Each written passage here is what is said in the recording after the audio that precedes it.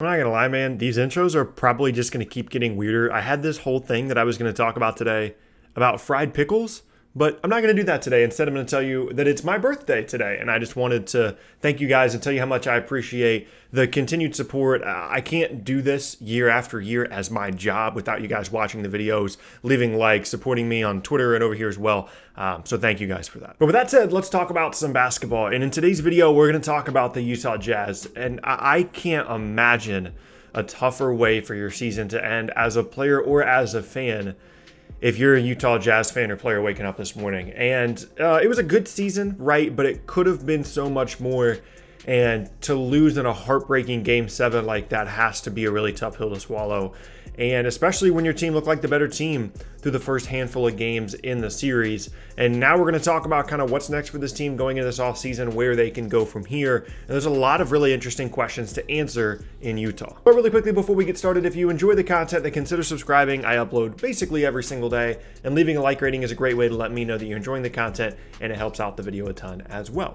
With that said, let's go and get started. Okay, so as we look back on this season for the Utah Jazz, they had basically the same winning percentage this year that they did last year, in which they won 50 games, but obviously the season was shorter this year, so they didn't get to 50 wins. But basically, they won around the same percentage of games, but then again, they lost in the first round once again. And they haven't won a playoff series now either of these last two seasons, and out of the last four, they've only won 2 total playoff series. So why can't this team really get any postseason success is a big question mark right now. Now, the nice thing is for this group, it shouldn't be difficult to bring back pretty much the same roster for next season, as really their only significant free agent is Jordan Clarkson, and they're not going to have cap space at all this offseason, but they can bring back Clarkson on a fair deal and still be well under the luxury tax, and maybe make some other moves around the fringes, bringing in minimum salary guys as well to try and add some depth. But for the most part, they're going to be able to bring back the same roster, and they have their first round pick this year, but they don't have it next year as a result of the Mike Conley trade. But unfortunately, beyond that, bringing back Clarkson, there really isn't much of an opportunity to do anything in free agency because of their cap space situation. But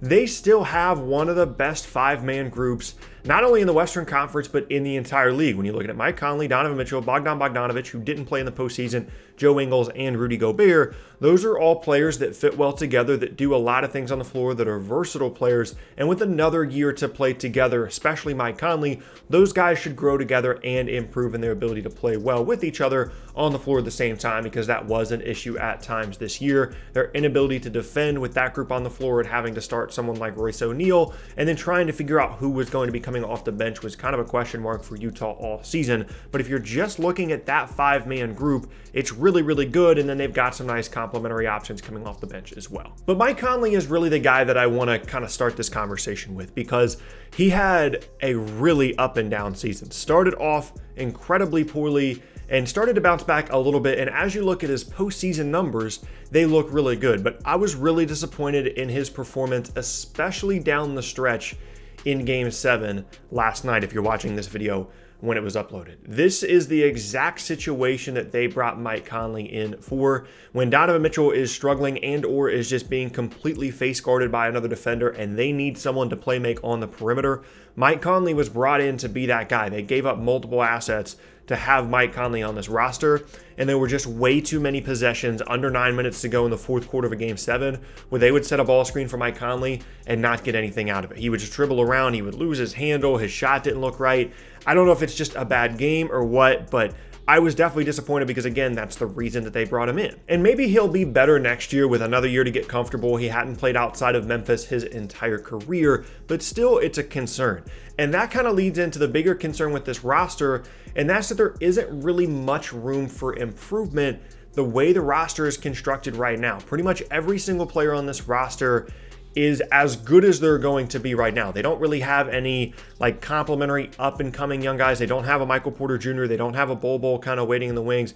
Donovan Mitchell is going to get better. He's still a young player, but outside of him becoming like an MVP candidate for this team, it's difficult to see how they're going to raise their ceiling any, because all the other guys on the roster are already pretty much at their peak. And to make things even worse, there really isn't that much of an opportunity to improve via trade either, because everybody on the roster either doesn't doesn't have that much value to other teams, or simply is more valuable to Utah being on their roster than they would be via trade. Now, like I said, they do have their first round pick this year, and they could select the player and then trade them later, even though they can't trade their pick because they already owe their pick next year. They could select the player and then trade him later on down the road. That is an option. Package him together with whoever and try and bring in another guy. But again, they already have a really good 5-man group. And in terms of a trade, really one of the only options that I could see here is potentially trying to flip Mike Conley's expiring deal for another expensive point guard. For example, would the Thunder listen to a potential Mike Conley for Chris Paul swap with some other assets involved, because the Thunder get to get out from under Paul's expensive contract earlier because Mike Conley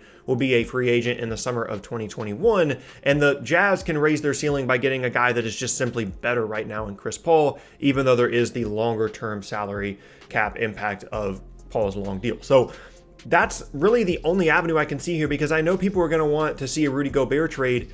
Rudy Gobert is valuable to Utah in a way that he just isn't as valuable to other teams, and I just don't think that the trade market is going to be all that robust for a player like Gobert. It doesn't work like that in the modern NBA, where traditional big guys that are really good defensively, even as good as Gobert is defensively, I just don't think the trade market is really going to be all that kind to them, to the point where he's just more valuable to keep him on the roster. So again, the options for improvement here are limited. So apart from that, there's not really a ton that they can do. And as you look to the 2021 offseason, assuming they keep this roster together, there's a lot of decisions to be made. Mike Conley, Donovan Mitchell, and Rudy Gobert are all going to be free agents in that offseason. And if they let Conley walk, they can bring back Mitchell and Gobert on max, or Gobert could potentially be up for a supermax contract. Whatever they need to do to bring those guys back, they can do it and still keep the roster together, like I said, with the exception of letting Mike Conley walk.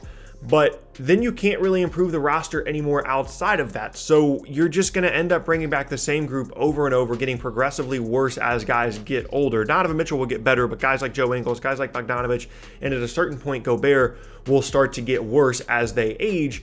And there's really no upside for this team in terms of being better than a 4 or a 5 seed in the Western Conference, which is really good, but they just don't have that upward movement that some other teams in the West do. Like, for example, the Denver Nuggets are a really good team, but if Michael Porter Jr. and Bol Bol develop, they can be even better. The Utah Jazz don't have that option, and it's just really difficult to foresee a path in which they become a championship caliber team right now with this roster. Even if Donovan Mitchell becomes like an MVP caliber player, I don't know if they have enough. The way that the NBA is structured right now, where you need to have multiple stars, they just don't have a second true star on this roster, and their avenues for acquiring that second star are very, very limited. But at this point, like, what other choices do they have? They're not going to go through a rebuild with Donovan Mitchell on the roster and soon to be on a new max contract.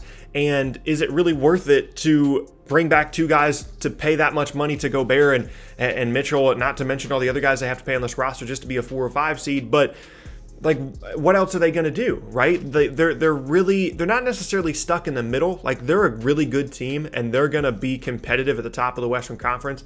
They just don't have a championship ceiling. And if you're okay with that, then they can stand pat and keep doing what they're doing. But there isn't an option that I foresee right now that allows this team to be much better than it is right now. And I don't think that getting a lot worse is an option either, considering that you're going to have Donovan Mitchell on the roster. So it's not necessarily an awful place to be for Utah. You're still going to be a really good team. But for fans especially, it's probably going to get really frustrating, because it's going to be difficult to be any better than you are right now and to push for a championship, and that's what everybody wants to see.